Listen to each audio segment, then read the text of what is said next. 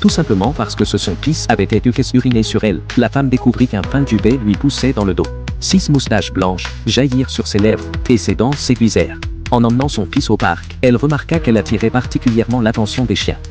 Lorsqu'elle se lassa de jouer, elle s'allongea dans l'herbe, le visage déjà couvert de davantage de duvet. De retour à la maison, son fils espiègle avait répandu de la peinture partout. Alors qu'elle tentait de l'arrêter, elle glissa et tomba, ressentant une de douleur étiquée dans le bas du corps. Les dents serrées, elle fit le ménage, en endurant une douleur presque insupportable.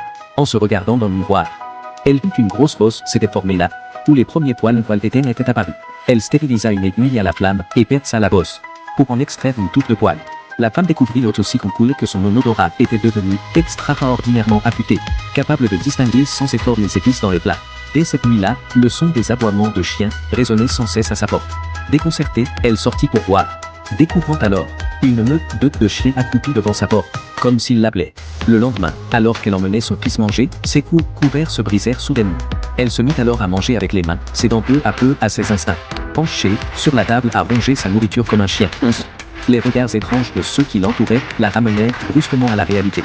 Au crépuscule, les bruits étranges réapparurent. Elle sortit en courant, rampant à quatre pattes comme un chien, souvent humant le parfum de la terre, allant même jusqu'à creuser des trous. Des oreilles poilues jaillirent sur sa tête, et peu à peu, une queue se forma. Elle s'était transformée en chien.